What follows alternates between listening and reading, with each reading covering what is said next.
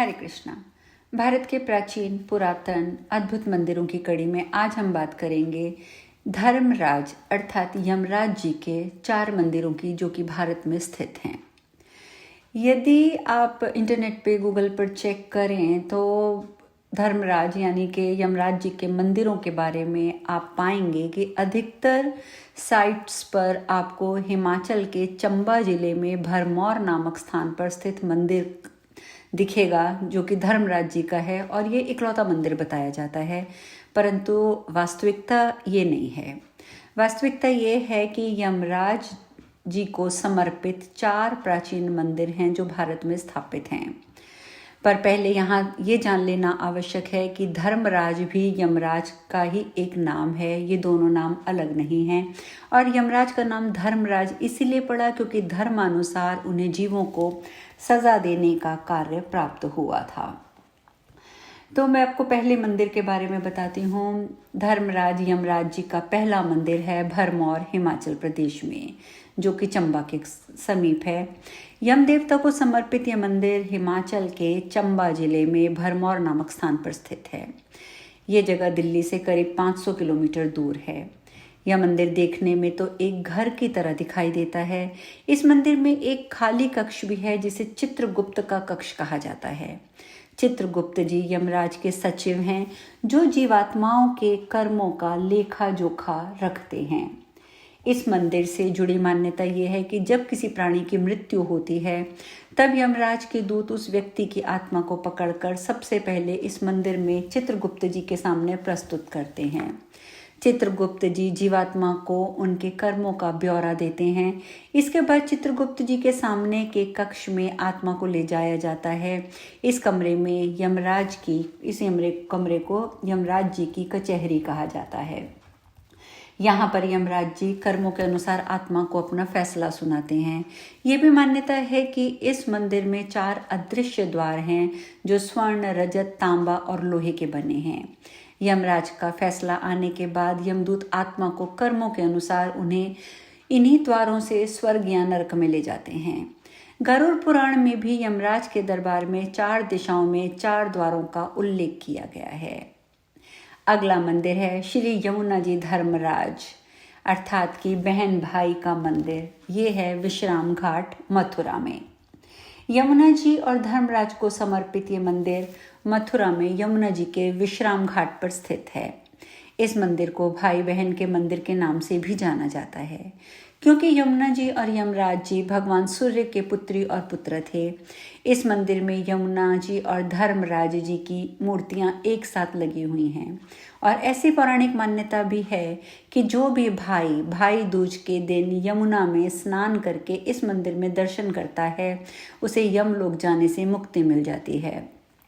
इसकी पुराणों में कथा भी आती है, जो कि बहनें भाई दूज यानी कि यम द्वितीया के दिन सुनती हैं। भगवान सूर्य की स्त्री का नाम संज्ञा देवी था और इनकी 2 संतानें थी, पुत्र यमराज और कन्या यमुना। संज्ञा देवी पति सूर्य के उद्दीप्त किरणों को ना सह सकने के कारण उत्तरी ध्रुव प्रदेश में छाया बनकर रहने लगी। उसी छाया से ताप्ती नदी और शनिचर का जन्म हुआ।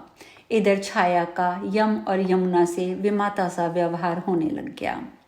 इससे खिन्न होकर यम ने अपनी एक नई नगरी यमपुरी बसाई। यमपुरी में पापियों को दंड देने का कार्य संपादित करते देख भाई को देखकर यमुना जी गोलोक चली गईं, जो कि कृष्ण अवतार के समय भी थी। यमुना जी अपने भाई यमराज से बड़ा स्नेह करती थी। वह उससे बराबर निवेदन करती थी कि वह उसके घर आकर भोजन करे, लेकिन यमराज जी अपने कामों में व्यस्त रहने के कारण यमुना की बात को टाल जाते थे। बहुत समय बीत जाने पर एक दिन सहसा यम को अपनी बहन की याद आई। उन्होंने दूतों को भेजकर यमुना की खोज करवाई, मगर वह मिल ना सकी। फिर यमराज स्वयं ही गोलोक गए, जहाँ विश्राम घाट पर यमुना जी से भेंट हुई।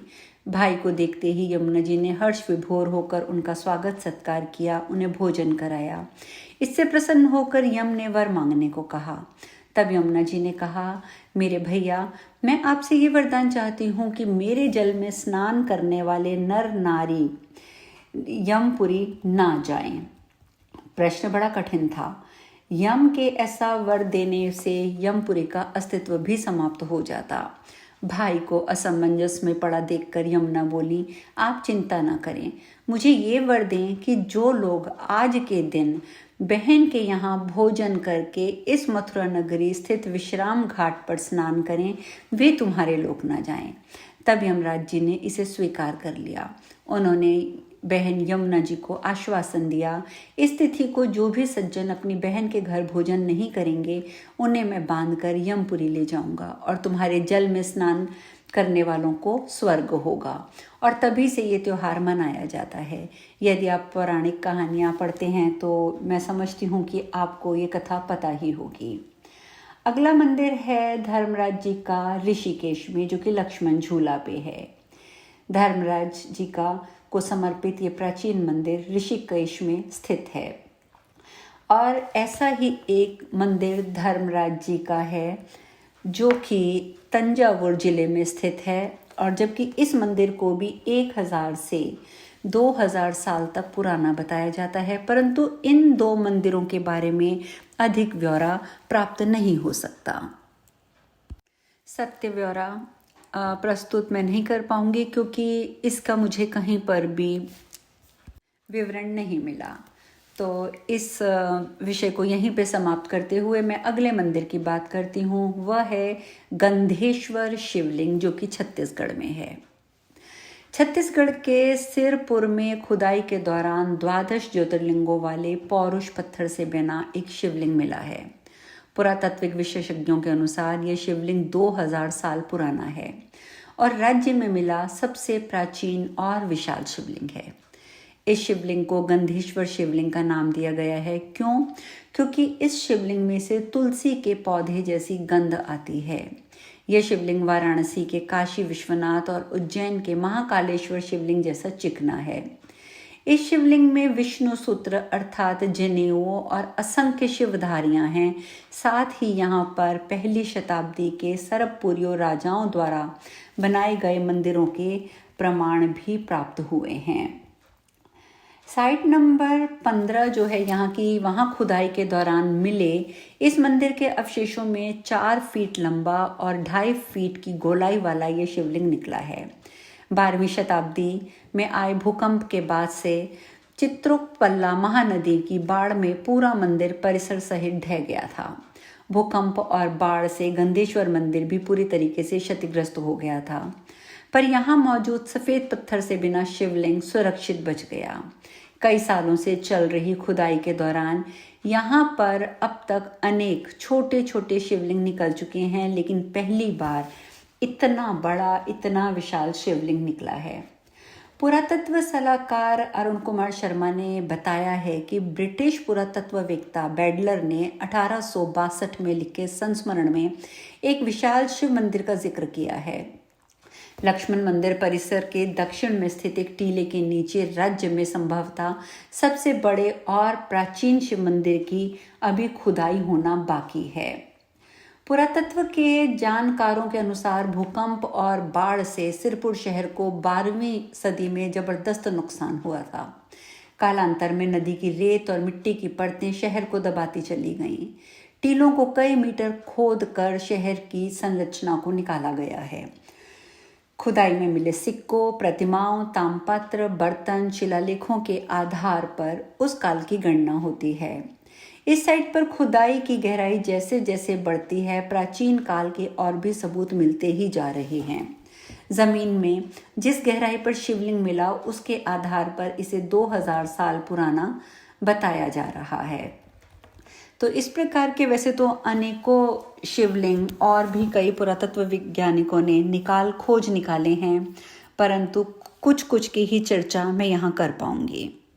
अब इसके साथ ही मैं एक और मंदिर की आपको कथा, उसका रहस्य, उसकी कथा बताते हुए चलती हूँ। ये मंदिर है ब्रह्मा जी का मंदिर। आप सब जानते हैं कि हिंदुओं में 3 प्रधान देव माने गए हैं, अर्थात ब्रह्मा जी, विष्णु जी और महेश जी। ब्रह्मा जी इस संसार के रचनाकार हैं, तो विष्णु जी पालनहार हैं, तो महादेव संहारक हैं।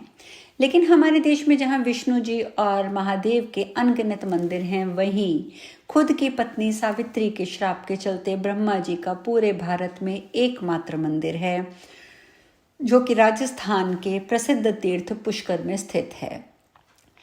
प्रश्न ये उठता है कि आखिर क्यों दिया सावित्री ने अपने ही पति ब्रह्मा को ऐसा श्राप। तो हम इसकी चर्चा करते हैं और इसका समस्त वर्णन जो हमें प्राप्त होता है वो होता है पद्म पुराण में। पौराणिक कथा है, हिंदू धर्म ग्रंथ पद्म पुराण के मुताबिक एक समय धरती पर वज्रनाश नामक राक्षस ने उत्पात मचा रखा था। उसके बढ़ते अत्याचारों से तंग आकर ब्रह्मा जी ने उसका वध किया, लेकिन वध करते वक्त उनके हाथों से 3 जगहों पर कमल का पुष्प गिरा और इन 3 जगहों पर 3 झीलें बनी। इसी घटना के बाद इस स्थान का नाम पुष्कर पड़ा। इस घटना के बाद ब्रह्मा जी ने संसार की भलाई के लिए यहाँ पर एक यज्ञ करने का फैसला किया। ब्रह्मा जी यज्ञ करने हेतु पुष्कर पहुंच गए, लेकिन किसी कारणवश सावित्री जी समय पर नहीं पहुंच सकी। यज्ञ आरंभ हो चुका था और यज्ञ को पूर्ण करने के लिए उनके साथ उनकी पत्नी का होना जरूरी था, लेकिन सावित्री जी के ने नहीं पहुंच पाई। इस वजह से ब्रह्मा जी ने गुर्जर समुदाय की एक कन्या गायत्री के साथ विवाह करके इस यज्ञ का समापन किया। इसी दौरान देवी सावित्री वहां पहुंची और ब्रह्मा जी की बगल में दूसरी कन्या को बैठा देखकर वे बहुत क्रोधित हो गईं। उन्होंने ब्रह्मा जी को श्राप दिया कि देवता होने के बावजूद भी उनकी पूजा नहीं होगी। सावित्री के इस रूप को देखकर सभी देवता लोग डर गए। उन्होंने उनसे विनती भी की कि आप कृपया करके अपना श्राप वापस ले लीजिए, लेकिन उन्होंने नहीं लिया। जब गुस्सा ठंडा हुआ तो सावित्री ने कहा कि इस धरती पर सिर्फ पुष्कर में आपकी पूजा होगी, कोई भी दूसरा आपका मंदिर बनाएगा तो उसका विनाश हो जाएगा। भगवान विष्णु, जिन्होंने कि इस काम में ब्रह्मा जी की मदद की थी, और यही कारण है कि देवी सरस्वती ने विष्णु जी को भी श्राप दिया था कि उन्हें पत्नी से विरह का कष्ट सहना पड़ेगा। और इसी कारण भगवान राम के रूप में जन्म लेकर भगवान विष्णु को 14 साल के वनवास के दौरान अपनी पत्नी से अलग रहना पड़ा, अर्थात श्री राम जी को सीता मैया से अलग रहना पड़ा। ब्रह्मा जी के मंदिर की अगर मैं चर्चा करूं तो इसका निर्माण कब हुआ, किसने हुआ, इसका उल्लेख भी कहीं नहीं मिलता है। लेकिन ऐसा कहते हैं कि आज से तकरीबन 1200 साल पहले अरण्य वंश के एक शासक को एक स्वप्न आया था कि इस जगह पर एक मंदिर है जिसके सही रखरखाव की जरूरत है। तब राजा ने इस मंदिर के पुराने ढांचे को दोबारा जीवित किया था। और वहीं पुष्कर में सावित्री जी का भी एक मंदिर है, लेकिन वो ब्रह्मा जी के मंदिर के पास ना होकर उनके मंदिर के पीछे एक पहाड़ी पर स्थित है, और वहां तक पहुंचने के लिए सैकड़ों सीढ़ियां चढ़नी पड़ती हैं। भगवान ब्रह्मा ने पुष्कर में कार्तिक पूर्णिमा के दिन यज्ञ किया था। यही कारण है कि हर साल अक्टूबर नवंबर के बीच में पड़ने वाले कार्तिक पूर्णिमा के अवसर पर पुष्कर पे हर साल मेला लगता है। इस मेले के दौरान ब्रह्मा जी के मंदिर में हजारों की संख्या में भक्त पहुंचते हैं। इन दिनों में भगवान ब्रह्मा जी की पूजा करने से विशेष लाभ प्राप्त होता है। तो ये थी हमारे आज के मंदिरों की चर्चा। कल हम नए मंदिरों की चर्चा के साथ पुनः मिलेंगे। तब तक के लिए हरे कृष्णा।